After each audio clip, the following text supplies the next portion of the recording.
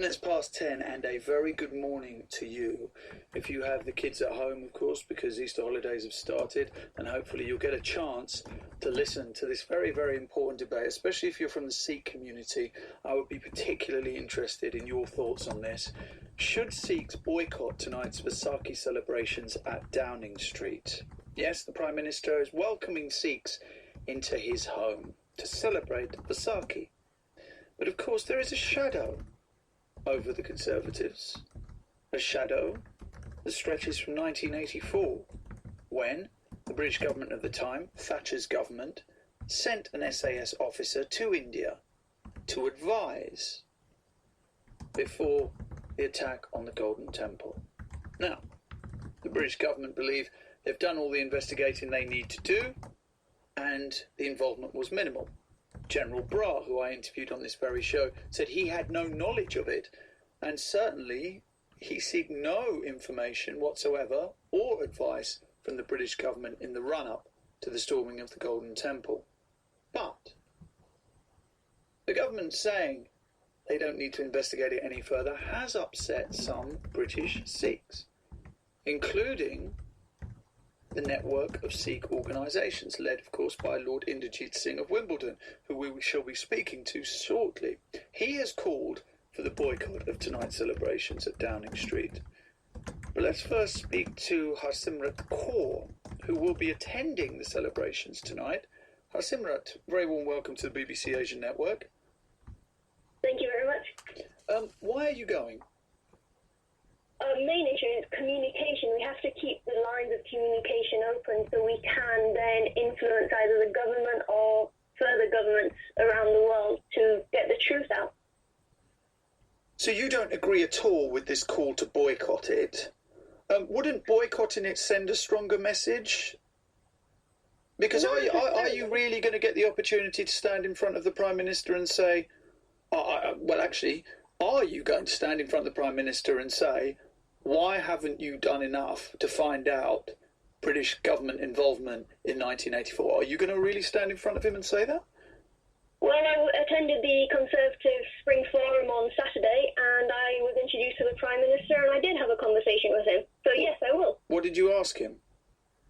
Just the usual stuff, really. It was a very quick conversation, but I did ask him about it, and he was very open. What was the wording of what you said to him? It doesn't matter what the wording was. Well, it does. It was given the opportunity because it exactly matters. Stop being a politician. It exactly matters what you asked him. I'm not a politician. Well, it matters what you asked him, because of course that's at the crux of this. You're saying that dialogue is important. Therefore, I think our listeners need to know, if you had an opportunity to stand in front of the Prime Minister, what did you ask him? It's an honest question. I asked him, well, first of all, I said, thank you for what you have done so far, because at least he has done something, and what is the future plan to look into this further? And his answer was? His answer was, there are plans in place, and he will be in contact with me to find out what, and I have already had that communication. And what was that communication then? Well, basically, because of the Indian government elections coming up, we're having to wait to see who the new Prime Minister is, and then we can take that further. So nothing set in stone? To get the truth out, the British government have looked into their role of what happened in 1984 between the Thatcher government and the Indira Gandhi's government.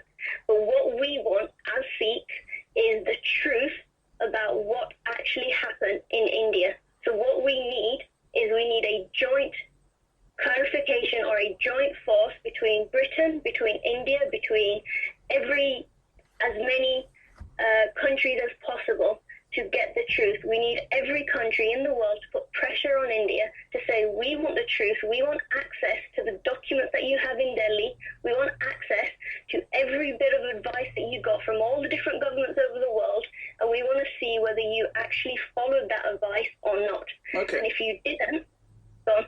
No, go on, if you didn't, go on. Okay, and if you didn't, why didn't you? So in the SAS officer's report, which it was released, I believe it was Annex B on the Cabinet Secretary's report, it says that, I'm going to paraphrase here because I haven't got it in front of me, but it talked about that the Indian government is going through this with a sledgehammer effect, which basically means the Indian government had already made their mind up before the SAS officer went into India. Now, I'm not saying sending an SAS officer was right or wrong, but it also shows the mentality of the Indian government. They had already made their mind up before they even asked for advice. So are you willing to then let the British government off the hook then? No. It's not about letting people off the hook. It's about having that communication. So you can go up to the Prime Minister, or you can go to whichever party you might be affiliated with, be that Labour, Conservative, Liberal, Green, whichever party has an MP in the House of Commons. We should be able to go up to them and say, this is an issue. This is clearly, this remit is what we want. These are the questions we want answered. Make it happen. Okay, let's speak to Lord Inderjit Singh of Wimbledon. Good morning to you, Lord Singh. Good morning.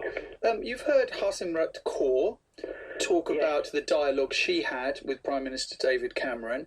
Is it not better to be able to stand in front of him and ask him the kind of questions that Harsimrat asked, rather than being outside the building protesting? I think I'm certainly not involved in any protest outside, and I do believe in metaphorically speaking. There may be people there physically, I don't know, but I do believe in the importance of dialogue, and I have been involved with it continuously since first news of the release of the documents.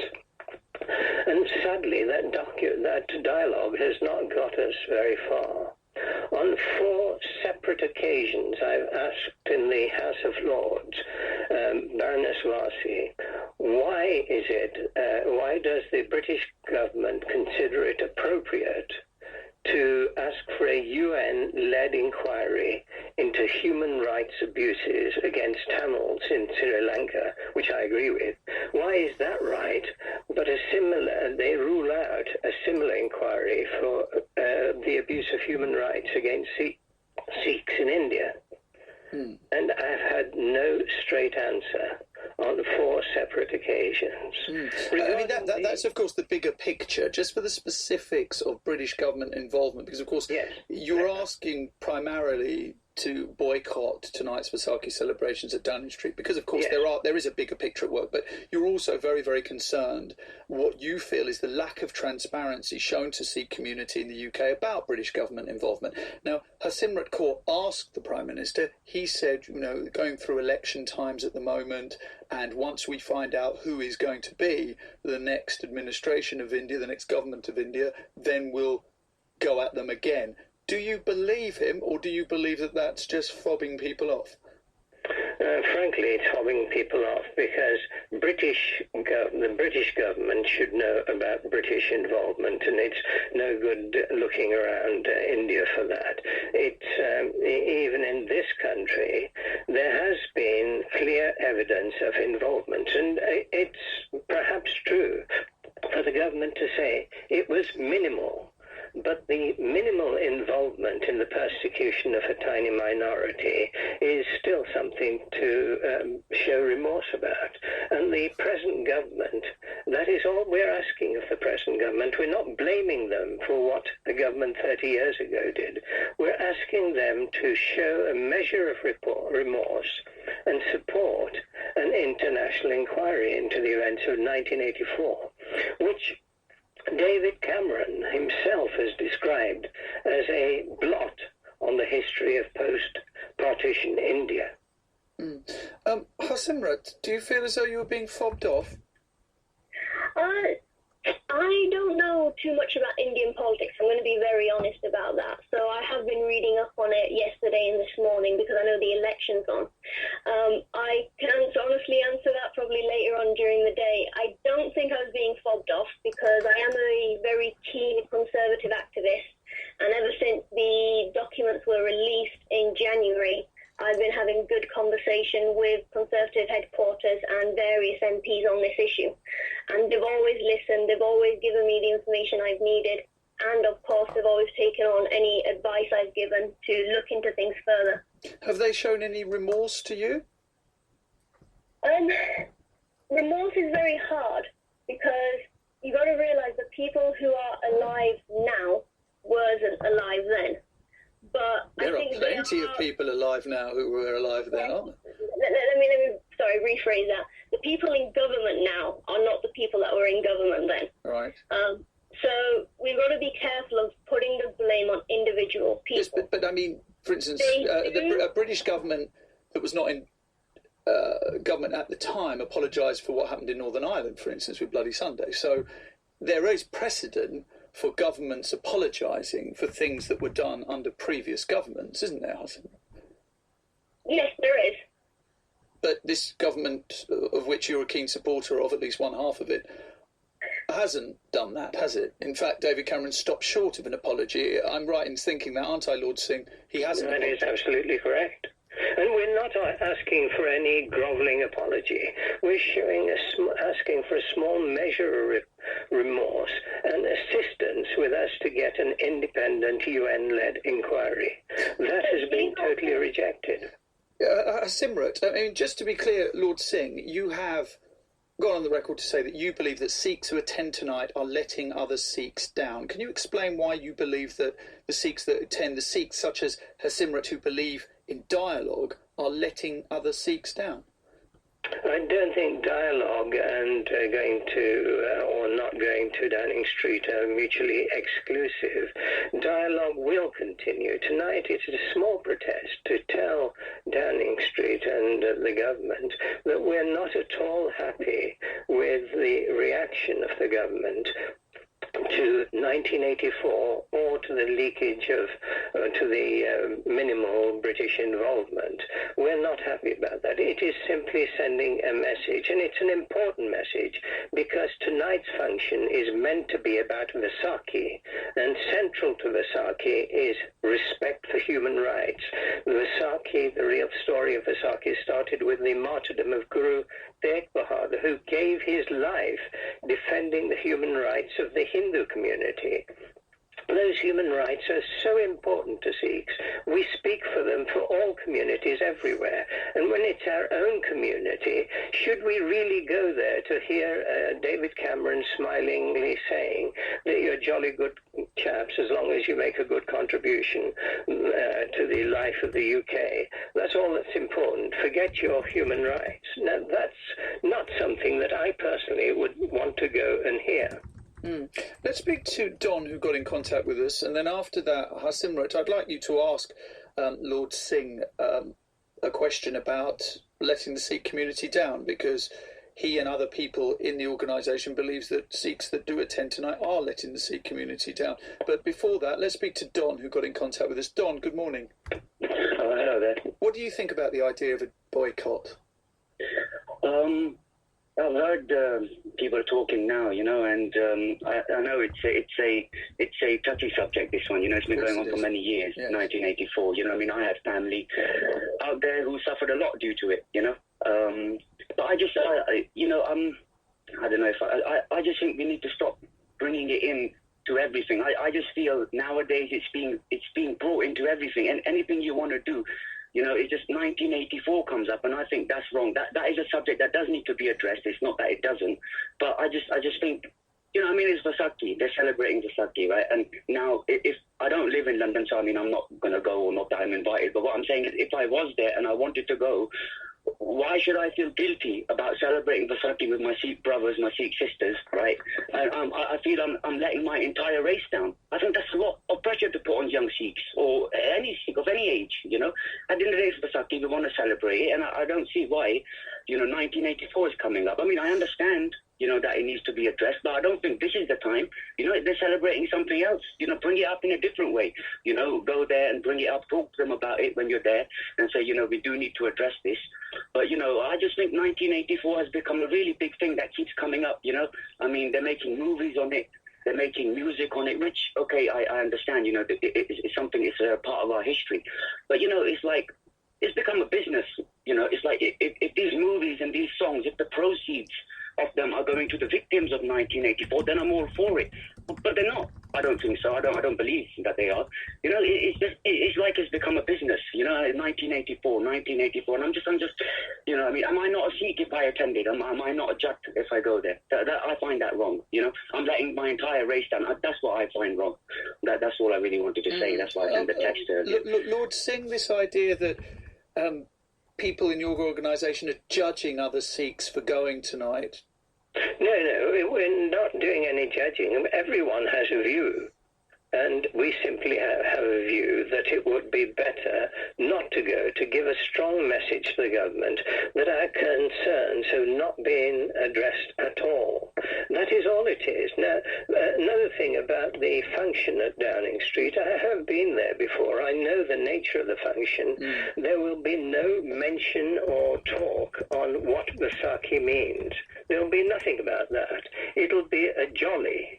And that is, at this sort of time, Sikhs should not be going along for a jolly. Right. Harsimrat, you're going for a jolly, and Lord Inderjeet Singh believes that people such as you are letting other Sikhs down by attending.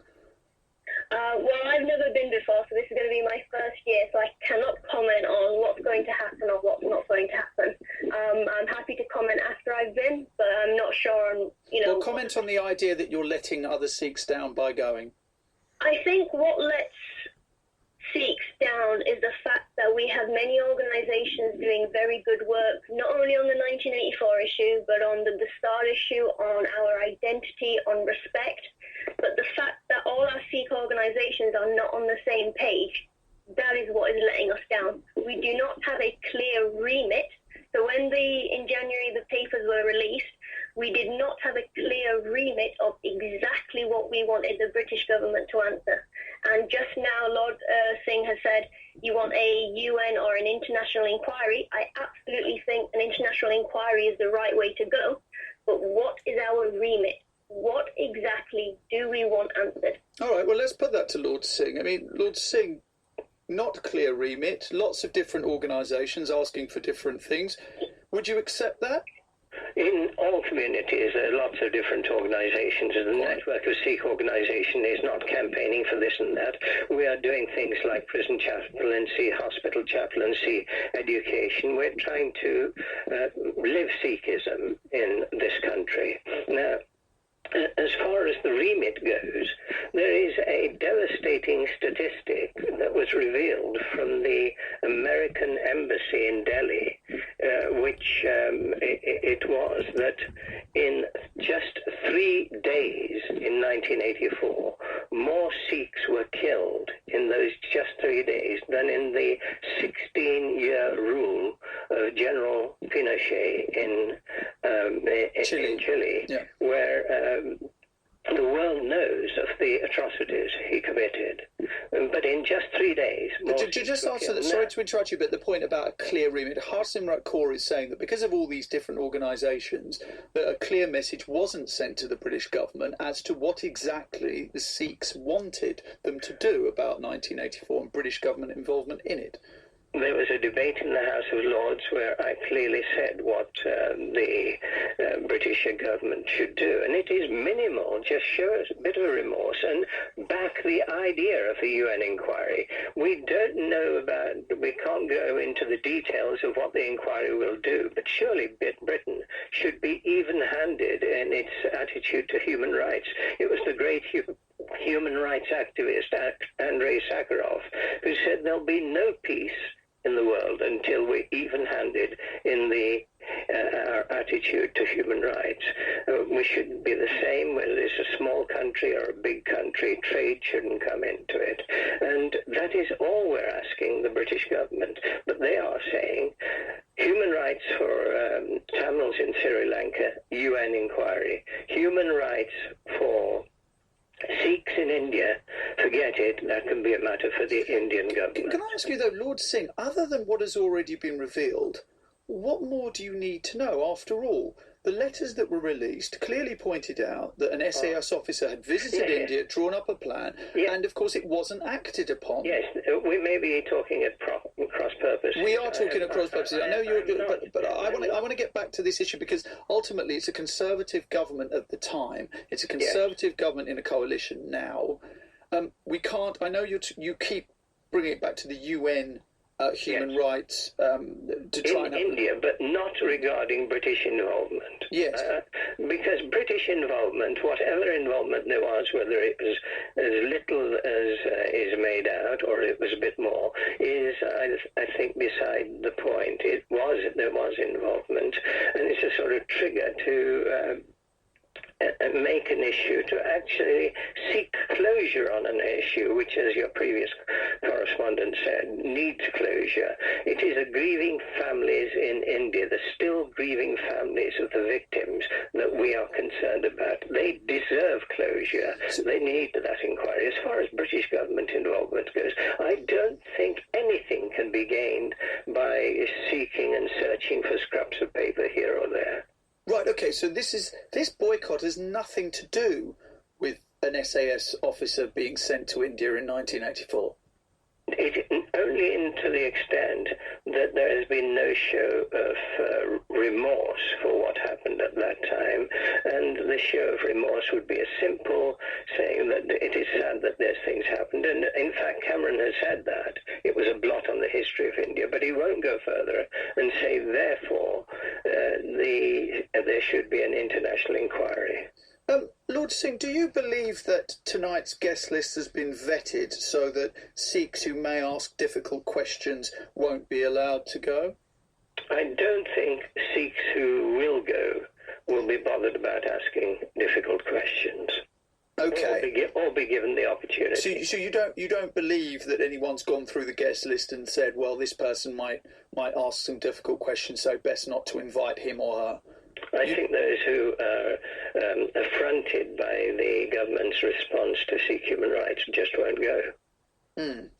Hasimrat, you're affronted, are you, by the Indian state's treatment of Sikhs? Yeah, no, definitely. It's not. So, going anywhere in the world, India is, although called the largest democracy, it's not.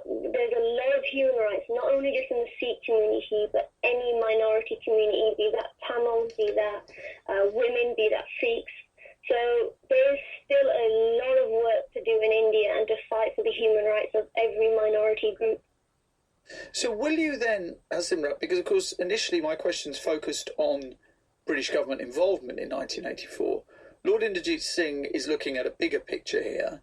Will you or have you asked the question about a UN investigation into what happened in 1984? Have you asked that question? So locally, I'm from Bradford up north. So locally, I have been talking with my local peer of the House of Lords about how do we go about getting a UN or international inquiry. So I am going through the process. At the moment, there's still a lot more research to do. And at the end of the day, it is about having that clear remit. And one more important thing, and something that we have failed to do, is 1984 was an important time in our history where a lot of our generation history was lost. We need to make sure every single person that we know who was alive or who knows someone who was alive or has a story or a real life experience has either written it down on paper, has got an affidavit signed, sealed, or has done a video diary of it. Because if we don't do that now, we've already been 30 years after 1984. Give it another 10, 20, maybe 30 years. Those individuals aren't going to be around anymore, and we're going to have lost the majority of our evidence. We need the evidence on paper, on video, on audio, in front of a judge in a affidavit if possible. But it wouldn't be the first time in history, is it, that a state waits for everyone to die out before they launch an investigation? The BBC did much the same thing with Jimmy Savile, to be honest. Let's speak to Mr. Armstrong, who got in contact with us from Wakefield. Not his real name. We'll get a point from him, and then we'll go to a track. Mr. Armstrong, good morning to you. Yeah, good morning to you. Nihal, that is my real name. Oh, that is your real name. All right, I'm sorry. We've got it. I've got it in quotes, and when I have it in quote marks, you shouldn't insult me, Nihal. Say that on the air. It's not his real name. Oh, I'm sorry, my friend. It's just that's what I'm told by my. That's what I'm told by my team here. So unfortunately, I just sorry now, are you? Sorry. Okay. I will show remorse, as that is the theme of this morning. I shall show remorse for saying your name properly. But let's get to the point now. What do you think of boycotting? Well, no, you shouldn't boycott. I mean, all the Sikh community, all the Sikh brothers and sisters should all go to, that wherever they want to go to, and 10 Downing Street. 30 years is a very long time now. And, they should forget it. I mean, my question to Mr. Lord, is it Mr. Lord Singh and the other lady? Yes, Lord Inderjeet Singh, yes. Yeah, well, Mr. Lord Inderjeet Singh, why do they Sikh community keep bringing the 30 years back thing all the time? I mean, it's something in the past, and the United Kingdom government don't have to answer what they don't want to. And the MPs, what they want to answer, it's up to the government. Okay, Mr. Armstrong, let Lord Singh answer that question. Yeah. Lord Singh. It has been 30 years, and as the interviewer very presently said, that these things are shelved for years and years. But it is 30 years. There are relatives of people who saw their families butchered in front of their eyes, still grieving. What they want is closure, some recognition that what happened was appalling. Those people who are still alive and were involved in it should be punished. And then let's have closure and move on. Sikhs are very forgiving people. Mr. Lord Singh, what about what happened in 1947? So many Muslims and so many other Sikhs were, really, killed and, murdered. Yes, and what happened in the Mughal era, I don't know. We're talking about 1984. Yes. Yeah, I think, okay, Mr. Armstrong, one second. Mr. Armstrong, just to be clear, are you saying that because, of course, there hasn't really been certainly any inquiry as to what happened in 1947, that you should not bother with one for what happened in 1984? Is that what you're saying? Well, what I'm saying is, the past is the past. And why, they keep bringing it up all the time. They're seeking it all the time. Every occasion they bring up, we want answers, we want this, we want that. We want so many answers. We want answer to that. Answer what happened on that other day. Mr. Armstrong, if someone killed someone in your family, would you put a time limit on grief at some point? No, I'd forget it. I mean, has it happened to you? No, nothing ever happened to me, no. Right, well then, I mean, we should forget it and, just go with the flow and move on. Are you from the Sikh community, may I ask? No, I'm not, but I do attend a lot of Sikh, functions and parties, and I respect the Sikh, because I respect Guru Nanak for his teachings, and I go to their temples and, say my, say my, whatever things. Mm. Yeah. Lord Singh, what I'm saying is, yes, go on. That why keep bringing the past up? Why the Sikh brothers? He's answered that question because there hasn't been justice yet. The Holocaust in Germany happened many years before. Why are people still being prosecuted for their involvement? Why should Sikhs be treated in a lesser way? They're not being treated in a lesser way. Sikhs are treated with a lot of respect in this country, and Mr. Cameron respects the Sikh community, and they all the MPs, they respect Sikhism more than I think they respect the other religions. Absolutely, he respects the contribution of Sikhs, in which we appreciate, but he does not respect Sikh sentiment enough to say, yes, there should be an international... I think you're wrong there, Mr. Singh. I think you're wrong there. Why do you think he... Why do you think he's wrong? Why do you think he's wrong? Well, that's my opinion. I'm entitled to my own opinion. No, of course you are. That's why we wanted you to call in this morning. You're entitled to it. I'm just interested to know why you think that Lord Singh's opinion is wrong. Well, that's my opinion. I think Mr. Singh is wrong. Lord Singh is wrong. But if there has been they want documentary evidence, of this, that, and whatever, pitter patter, right? It's up to the government to supply them. Okay, Mr. Armstrong, wait there a second. Lord Singh. Just on documentary evidence, there is no end of documentary evidence to say that the Congress Party at the time deliberately incited people to kill Sikhs. It is, even on All India Radio at the time, which was controlled by the government, even Rahul Gandhi has admitted that some Congress Party officials were involved. Regarding the other British involvement, the things like the SAS, I wrote about it in 1984. Okay, Lord Singh, Mr. Archer, we're going to have to leave it there. We'll come back to you guys in a little while. Balbinder on Facebook says, well, I'm very confused by this because I feel that engagement and dialogue between the government and Sikhs is better for my community here in the UK rather than boycotting and anger and no communication whatsoever. Sikhs that go to interact with the Prime Minister will be helping future generations of Sikhs who live in the UK. Lines of communication should definitely be left open. Fully understand why people would feel boycotting such events would be the right thing, says Cam on Facebook, but it would do more damage than good. The Sikh community as a whole has always had a good relationship with whatever party that is in power. Dialogue is the way forward. Siraj tweeted, in reality, 1984 is not a priority topic for the government. It may be for Sikhs, but there probably isn't much more that can be done. Hi Nihal, what are this group of individuals trying to achieve? How much time and money does the taxpayer have to part with? I'm not quite sure what that point is, but 42 minutes past 10. Tell me what your point is on this.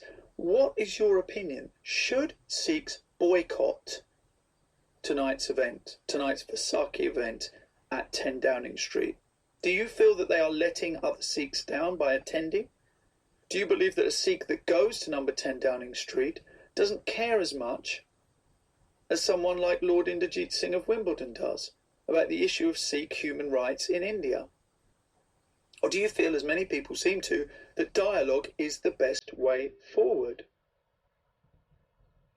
81869 on the text, email nihal@bbc.co.uk, or give us a call. 08459 440 445 is the number.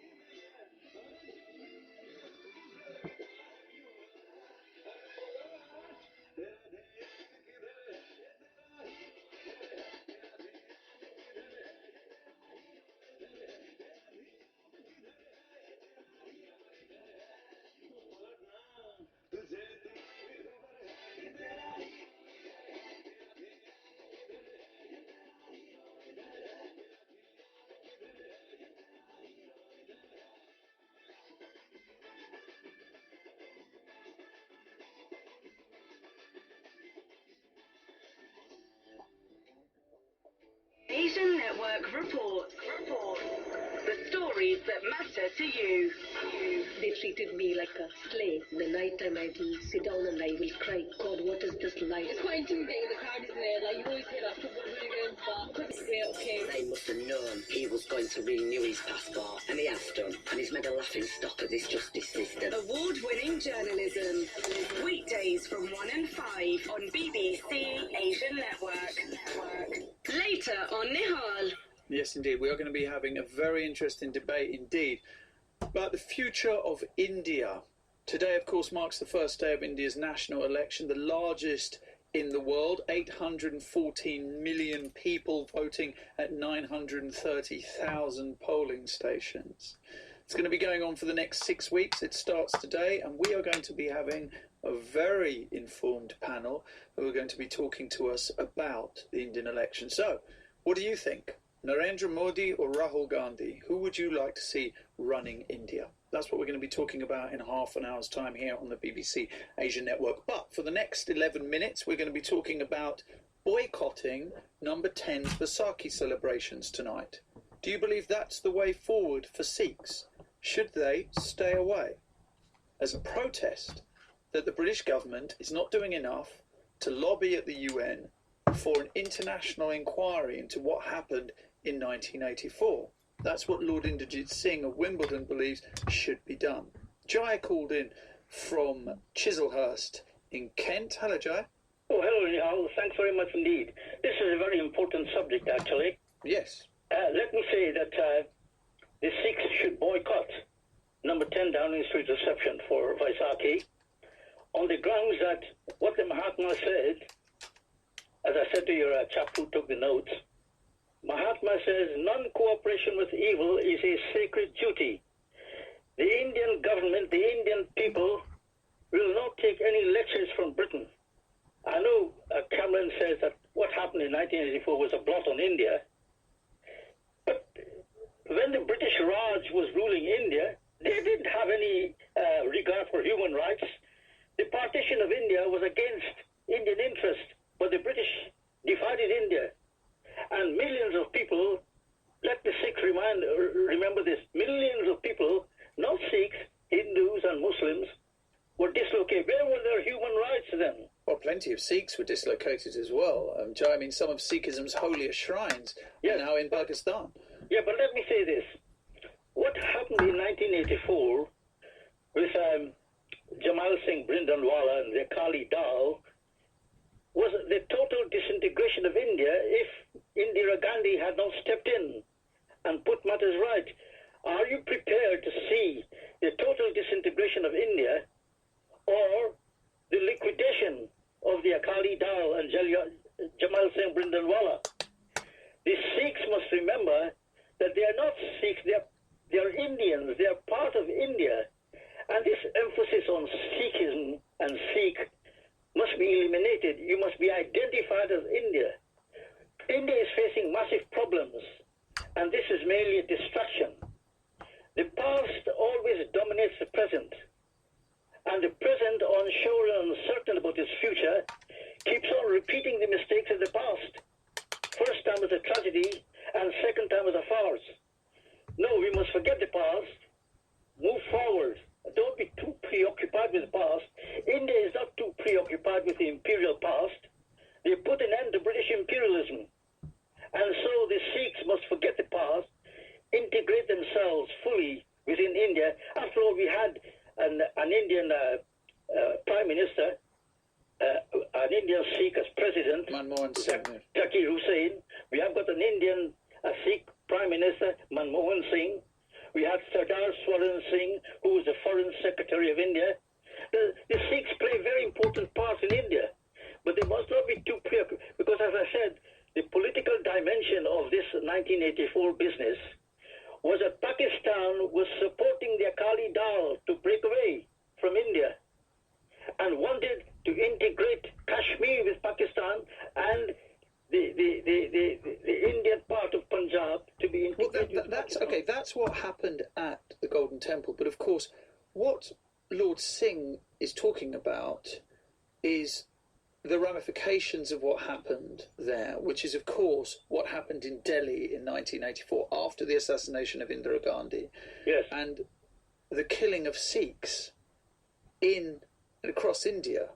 yes. Now, that's surely there needs to be some closure. There needs to be justice for that, doesn't there? Yes, but Britain is not going to play any part in that. No, but Britain could by lobbying the UN in the same way that it is for an independent UN inquiry in Sri Lanka. What Lord Singh is saying, why are they not asking the Indian government, or asking, the UN, to do the same to India for what happened in 1984? Britain has lost an empire, beginning with India, and she has not found a role. She has no role in India. Right, okay, well, 1 second, Joe. I mean, Lord Singh, this is an interesting point, isn't it? Is that actually the UK doesn't actually have enough power to be able to lobby the UN successfully. I mean, let's face it, on the world stage, would you say the UK is a major player anymore?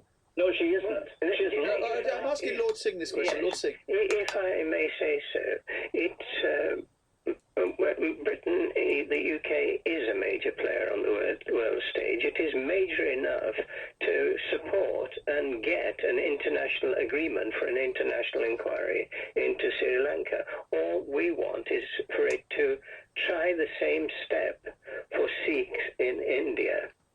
Now, the other thing about the point I raised of the fanciful scenario that Sikhs were trying to break away from India and get Pakistan involved and Kashmir and so on. Okay, let's investigate that speculation. Let's have an international inquiry into all the events of 1984. If Sikhs are to blame for anything, fine. If they're not, if they are the innocent victims, that should also be brought out into the open. Whatever it is, let's have closure. Can I reply to that? Go on, Joe. Look, it was the possession of India as an imperial piece of property that gave Britain status in the world. Without India, Britain has no status. She's going to be fully integrated in the European Union, and her status as a sovereign independent state will be liquidated. So don't talk about Britain being an imperial power or with great influence. Power has shifted to India and China. But many people in this country will disagree. And India will not rest until the last vestige of British imperial rule, Pakistan, is liquidated in the process. Oh dear. Yes, well, that sounds rather extreme, to say the least. I mean, both countries have nuclear weapons, so we really shouldn't be talking like that. But, Jai, I mean, look, India, with all its strains with Pakistan, respects Pakistan as a sovereign nation, Jai, and vice versa. Yes, she has. Although there are, of course, there are some caveats to that, and I'm sure the people that are looking into what happened in Mumbai and the attacks on the Taj will suggest otherwise. But yes, I understand all that, Nihal. What I'm saying is, India is committed to ahimsa, but has got defense strategy to defend India's territorial integrity. Look, the United Nations has passed so many resolutions on Kashmir. Ahimsa doesn't equate with the elimination of Pakistan. Yes, quite. Joe, thank you very much. Let's go to Harry in Birmingham. Harry, good morning. Good morning. I've got a great amount of respect for Lord Singh. Was an avid follower of his talk for the day on Radio 4. But I think he's wrong here. He's fighting the wrong battle. I don't know if he goes back to the Punjab often, or many of the people who want this fight ever go back. It's not an issue there. The real issue is we've lost our youth. 70% plus of Punjabi youth are involved in drugs. 73.5% to be exact. Yeah, plus I go back a number of times a year. I've just got back 10 days ago. It is absolutely horrendous. Tens of thousands of our kids have been killed. Many, many hundreds of thousands are, just... But Harry, there are those who argue that in itself is part of an attack to subdue the Punjab. People argue that the amount of drugs flowing into the Punjab is part of these issues. Absolutely. Criminality and greed within the community. It's with people who are Sikhs abusing kids, Lord Singh's going to look back in 25 years and see there's nothing left. This is a spurious argument. So wait a minute. So Harry, I'm sure you will. Medical science is good.